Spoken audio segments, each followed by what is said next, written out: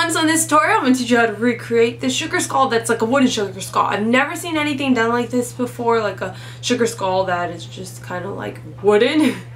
Yeah, wooden sugar skull. I was staring at my dresser for inspiration. I've always wanted to do like a wooden look, but I don't really want to do Pinocchio because I just feel like I would fail at it. In my last video, lots of people requested an Annabelle look, so I'm definitely going to recreate Annabelle for you guys. And please keep your requests coming, and don't forget to give this video a thumbs up if you like it. My last video was my most thumbs up video, and like, I'm serious, I'm not even joking, like 3 months. So I want to thank you guys so much for that. Yeah, so I'm going to let this tutorial begin now. To start the look off, you want to use a paint a couple of shades lighter than your natural skin tone to paint your skin. This will be the base color and also act as a highlight. I'm using Made You Look's foundation brush to apply Wolf's face paint and Ivory to my skin. After I've painted my base color, I use a dark brown eyeliner pencil to outline and draw features. Go ahead and draw on whatever design you like, just make sure you use the dark brown eyeliner pencil to draw it on. This is going to be the second darkest color next to black that you'll use, and it's essential in this like entire look, so you got to make sure you're using a dark brown color. I outlined my eyes and I drew a flower design around the eyes. I outlined my cheekbones, and right under the cheekbone I drew 2 lines. This is going to create an effect later on that makes the skull look like there's more depth, like a bit 3D-ish. 3D-ish, not a word, but it's fun to say. Anyways, after all that, I outlined my nose, and then I drew a leaf design on my forehead and chin, and I made sure to add a couple of leaves, otherwise it would have ended up looking like a weed leaf, like a marijuana leaf, and I definitely didn't want that for this look. Then I used the eyeliner pencil to start drawing on some of the bark. Don't use this to draw on most of the bark, mainly use it around your eyes. You can go crazy with it on your body because it's a bigger area than like the face. You don't want too many of the tree lines to be that dark brown color on the face, otherwise it's going to take away from your eyes, the skull shape, nose, and teeth. They just won't stand out as much, so that's why you don't want to use that dark color all around the face. Also, you can use a dark brown face paint to do this. It's just so much easier to do it with a eyeliner pencil. Use a true brown face paint to start painting on bark line, tree lines, tree ring lines. I have no clue what the lines are actually called, but anyways, you're going to use the brown face paint to paint these designs mainly on your body. You don't want to use too much of that true brown face paint on the face because again, it will take away from the eyes, skull outline, and mouth, and like your sugar skull design is just going to get lost in the wood, if that makes sense, even though you're not wood, but the wood design. Use that color to outline the eye design and to paint your nose, but don't use it to paint bark designs on the face. I'm using Mehron's brown face paint and Royal Lang Nickel Gold Taklon brushes to do this. Now mix the brown face paint in with the ivory face paint. So if you're not using a brown and ivory, you want to mix the brown face paint in with a white face paint or a lighter brown face paint to get a lighter brown color. One that's lighter than the brown eyeliner pencil and the brown face paint. You can go ahead and paint the designs on any way you want, but around the cheekbones I decided to go with a ring shape. On the temples I went with a ring shape, basically like outlining the cheekbone and outlining the temples, and then everywhere else I just went up and down. Oops, I lied. Around the jaw I just kind of followed the jaw shape, and on the chin I followed the shape that the chin makes, so like a circle. It just depends where I was at. It's kind of hard to explain it because I would be sitting here for far too long trying to explain every little thing I did, so you just gotta go with what you want. Or you can even look at a picture of this look. I'll have it up on my Facebook page if you want to see a detailed picture, if you want to replicate it like to the T. To paint the teeth on, I mixed up a color that was a bit darker than the color that I mainly used to paint the bark, but not as dark as the brown eyeliner and the brown face paint. And then I go ahead and start painting the bark or tree rings, again, I don't know what it's called, around the mouth.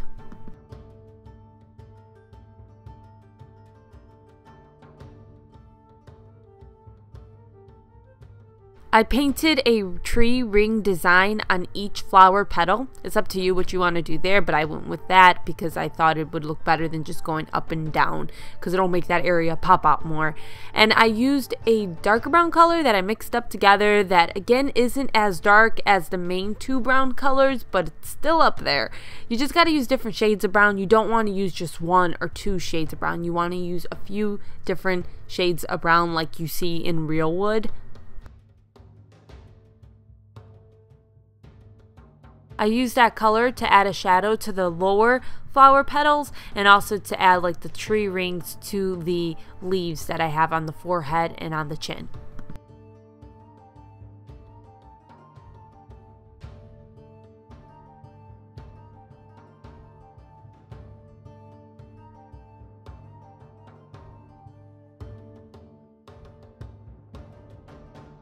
I go back with Mehron's brown face paint and use that to paint the inside of the hole that's right below the cheekbones. I don't paint the entire hole using that color. I leave a little bit of my skin showing in certain spots because this is going to add more depth to the look, make it look like, you know, it's an actual hole in the face. Apply a medium brown eyeshadow to the eye area. You can use a chocolate or taupe color. I actually used a taupe color for my Wet n Wild Vanity palette, and I just applied that to the eye area. And then you want to use a darker brown eyeshadow to start shading the bark. You don't want to shade all of it, just, you know, certain areas. Again, like honestly, the best thing I could tell you to do when I'm like repeating myself is to stare at a piece of wood and just stare directly into a mirror, and you're gonna know like where you want to apply it. You don't want to apply it everywhere, because if you do that, you're gonna go overboard and it's not really, you're gonna look like a fancy turd. I'm the worst at explaining things, but yeah, you just don't want to apply it everywhere.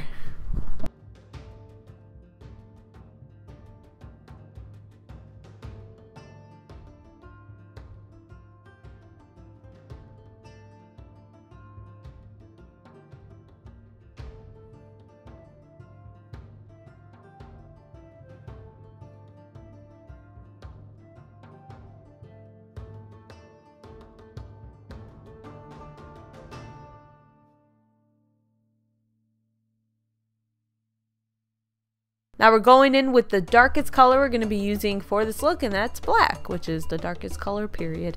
Anyways, you're going to be using a black eyeshadow to create shadows. So you're going to create the shadow right where that hole is supposed to be, below the cheekbone. You're going to use it to shade the cheekbone so that it really stands out. And you're going to use it to create shadows below the flower designs. And this is going to make that area really pop out, so you know your eyes kind of focus there rather than just kind of all over the place. When there's so much going on with the skin, you know, so much going on, when somebody stares at you, they don't know where to focus, and that's why you need the main part of the sugar skull to stand out and the wood to kind of just blend in with it. Otherwise, people are just not going to know where to stare. They're just going to see like a bunch of squirrels on your face. You want them to see the sugar skull, and then the wood behind it is just kind of like an after effect. And that's why it's important to apply the black eyeshadow and use it to shade. And you use the black eyeshadow to basically shade all the features you drew on with the brown eyeliner pencil. So that's the eyes, the skull shape, the nose, and the leaves.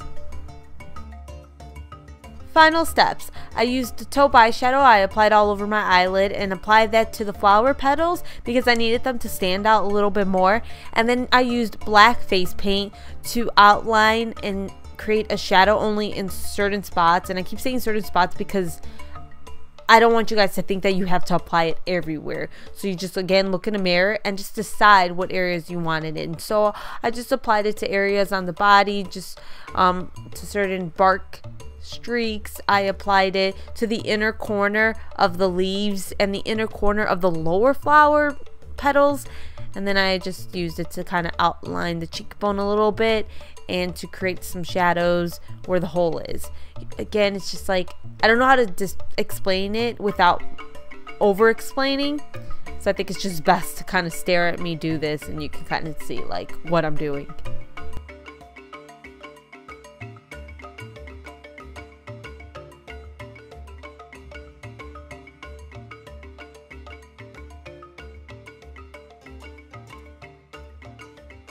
so that is it for this look. I hope you guys enjoyed it. Honestly, I'm so proud of this one. I wish I knew a little bit more about face painting or painting in general so I could really make it look wooden, because I feel like that would look so incredibly cool. But if you enjoyed it, please give it a thumbs up. Leave your requests down below. I will definitely be doing Annabelle for you guys.